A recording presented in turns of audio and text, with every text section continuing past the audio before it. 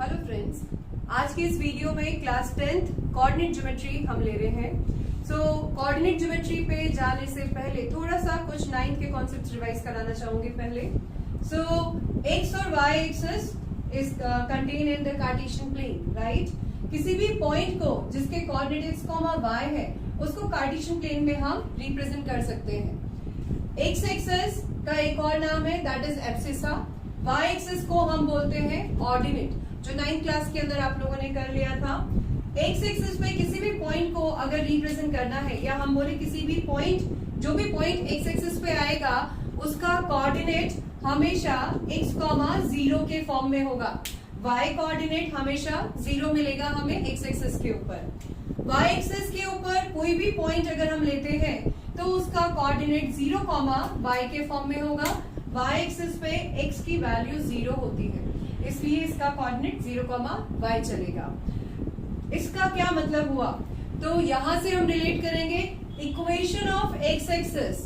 So equation of X axis क्या लिखेंगे हम, सिंस y कोऑर्डिनेट हमेशा x पे 0 होगा, so equation of X axis is y is equals to 0। Equation of y axis अगर हमें लिखनी है so that is x is equals to 0। एक सिंपल कॉन्सेप्ट है ये, जो हमने 9th में भी करा था। अब हम इस कॉन्सेप्ट को थोड़ा सा आगे बढ़ते हैं। P पॉइंट है हमारे पास फर्स्ट क्वाड्रेंट के अंदर, जिसके कोऑर्डिनेट x, y है। इस P पॉइंट का जो डिस्टेंस है वो x एक्सिस से क्या होगा, the distance of this point from the x axis is always it's y coordinate. The distance of the point P from the y axis is always taken as its ordinate. It is equals to its ordinate, right? I repeat again.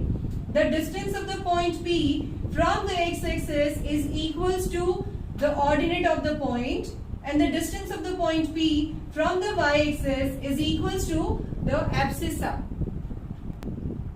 So now we are taking the topic coordinate geometry 10th के अंदर। Basic discuss करने के बाद में हम आते हैं first formula जो क्लास 10th में है वो है distance formula. So suppose A एक पॉइंट है जिसका कोऑर्डिनेट x1, y1 है। Another point we have B जिसका कोऑर्डिनेट x2, y2 है। So distance formula of point AB will be given by x2 minus x1 whole square, y2 minus y1 whole square का square root. Remember one thing, जिस order में आपने यहाँ पे AB लिखा है that is B comes later, but B का coordinate always first आएगा। अगर यहाँ पे आपने BA लिखा है डिस्टेंस फॉर्मूला के लिए, सो यहाँ पे फॉर्मूला हो जाएगा x1 minus x2 whole square plus y1 minus y2 whole square. Although distance के अंदर कोई डिफरेंस नहीं आएगा, चाहे ये फॉर्मूला लगाए या ये फॉर्मूला लगाए, बट अकॉर्डिंग टू कॉन्सेप्ट अगर हम देखें तो यहाँ पे जो पॉइंट बाद में आता है उसके कोऑर्डिनेट्स हमेशा पहले लिए जाते हैं। Now we are coming to the application of distance formula. Basically question में डायरेक्टली डिस्टेंस फॉर्मूला अप्लाई करने के लिए नहीं बोलते कि किसी भी पॉइंट के बीच का डिस्टेंस निकालो, बट इसका एप्लीकेशन कहाँ कैसे कैसे आएगा I am telling you right now. So पहला एप्लीकेशन है हमारे पास में, अगर आपके पास में 4 वर्टेक्स गिवन है या 3 वर्टाइसेस गिवन है और हमको चेक करना है कि गिवन फिगर किस टाइप का है। 4 वर्टाइसेस है तो हमारे पास में ऑप्शंस आ जाता है square, parallelogram, rectangle, rhombus, many things. ठीक है, तो मैंने आपको कुछ एग्जांपल्स लिए। 4 वर्टाइसेस है तो हम यहाँ पे डिस्टेंस फॉर्मूला कैसे लगाएंगे, हमको क्या करना होगा, all the sides we have to calculate. Suppose coordinates हमारे पास A, B, C, D है, ओके। तो हम डिस्टेंस फॉर्मूला लगा के कैसे चेक करेंगे, AB is equals to BC is equals to CD is equals to DA। all sides are equal अगर हमारे पास आती है तो हमारे पास में क्या फॉर्मेशन हो सकता है, क्या फिगर हो सकता है, इधर वी हैव स्क्वायर और वी हैव रोम्बस। ठीक है, स्क्वायर और रोम्बस दो फिगर है जिसके अंदर ऑल साइड्स इक्वल होती है। तो again there is a question कि हम आइडेंटिफाई कैसे करेंगे कि वो स्क्वायर है या rhombus. So we find after that diagonals AC and BD. दोनों diagonals अगर हमने find करे, if the diagonals are equal, then the given vertices are the vertex of square. क्योंकि square के diagonals equal होते हैं. But if the diagonals are not equal, then the given figure represent rhombus here. Similarly, vertex अगर 3 है हमारे पास में, say it is P, Q and R, और हमें चेक करना है कि किस टाइप का ट्राइंगल ये फॉर्म कर रहा है, क्योंकि 3 वर्टेक्स का फिगर ट्राइंगुलर होता है. तो यहाँ पे हम क्या करेंगे, PQ, QR और RP साइड्स का डिस्टेंस हमने निकाला. अगर ये सारी साइड्स इक्वल हैं तो किसकी वर्टेक्स हुई है, इक्विलैटरल ट्राइंगल की, बिकॉज इक्विलैटरल ट्राइंगल के अंदर ऑल साइड्स इक्वल आती है हमारे पास. अगर ये यहाँ पे 2 साइड्स इक्वल और एक साइड अनइक्वल है, उस केस के अंदर हम क्या बोलेंगे कि ट्राइंगल आइसोसेलेस ट्राइंगल है. लेकिन अगर तीनों ही साइड्स अनइक्वल है तो ट्राइंगल किस टाइप का होगा हमारे पास, स्केलर ट्राइंगल होगा. सो ये एक इंपॉर्टेंट एप्लीकेशन है डिस्टेंस फॉर्मूले का, जिस बेसिस के ऊपर हम यहाँ पे आइडेंटिफाई कर लेते हैं कि क्वाड्रिलेटरल के अंदर भी पैरेललोग्राम है या रेक्टेंगल है या ट्राइंगल किस टाइप का होगा. ओके, सेकेंड एप्लीकेशन है हमारे पास डिस्टेंस फॉर्मूले का, to find the given points are collinear और नॉट. सो पहले मैं एक्सप्लेन करूंगी कोलिनियर मतलब क्या होता है. You have a line A, B और सी, ये 3 पॉइंट्स है. कोलिनियर मतलब एक ही लाइन पे लाई करना. Here I am taking 3 points.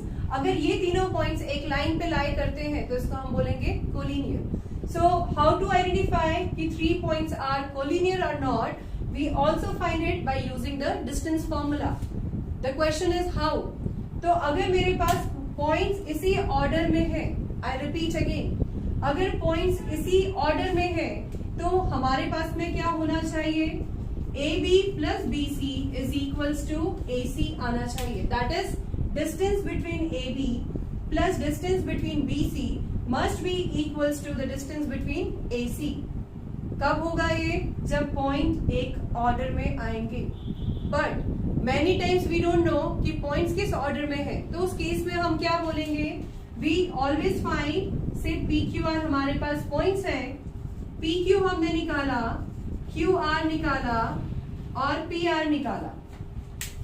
तीनों पॉइंट्स के डिस्टेंस निकालने के बाद अगर किसी भी 2 पॉइंट का डिस्टेंस का सम तीसरे पॉइंट के डिस्टेंस के इक्वल होगा, then the given 3 points are collinear, otherwise they are non collinear points. Now second formula जो क्लास 10th के अंदर आता है वो है section formula. So you have a point A or B. AB is a line segment here. X1, Y1 A के coordinates, X2, Y2 B के coordinate, and C is the point lies between AB, which divide the line segment in the ratio of m:n, having the coordinate x, y.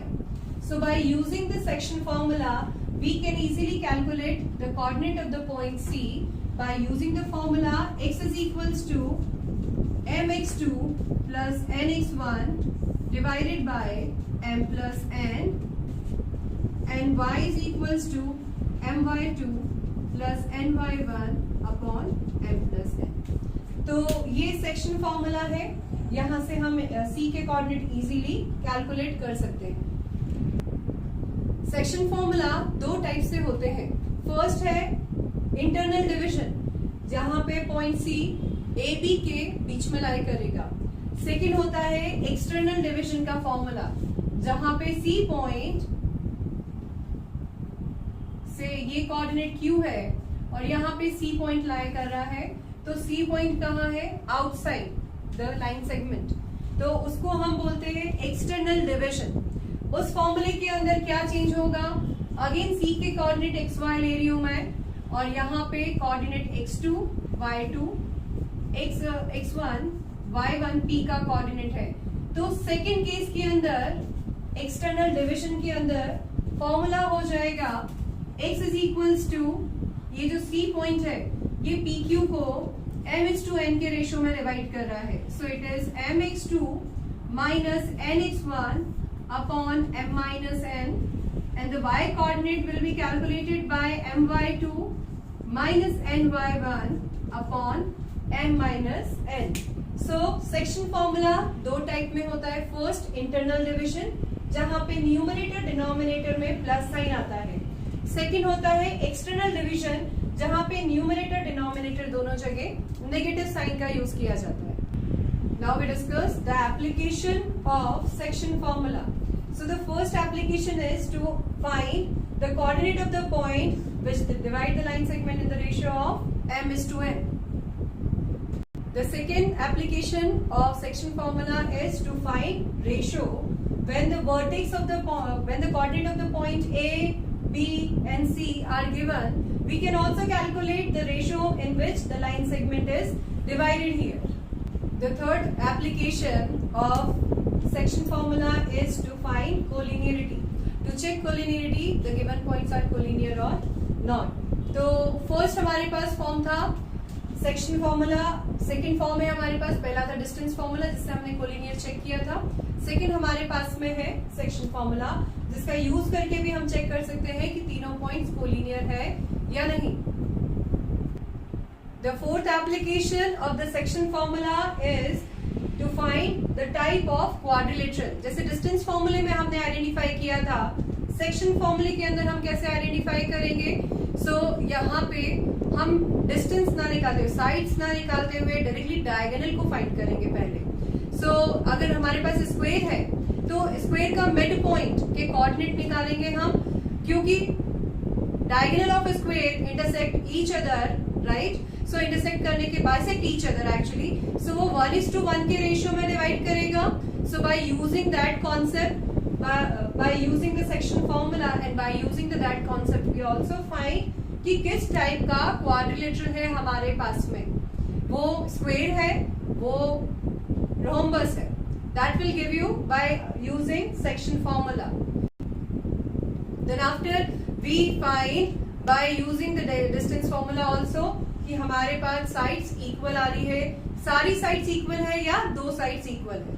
Now the third formula of the chapter coordinate geometry is area of a triangle. अभी तक area of triangle का जो formula हमने पढ़ा है, that is triangle ABC is half into base into height, और you can say it is altitude. लेकिन by using the concept of coordinate geometry, अगर हमारे पास A का पॉइंट के coordinate x1 y1, B point के coordinate x2 y2, C point के coordinate x3 y3 है, तो area of triangle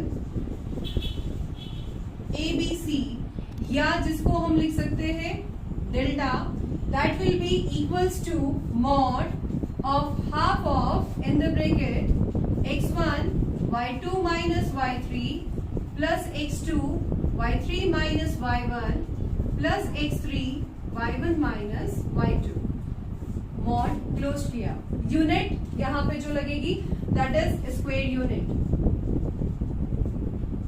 So by using coordinate geometry, this is the formula by which we can also calculate the area of triangle ABC.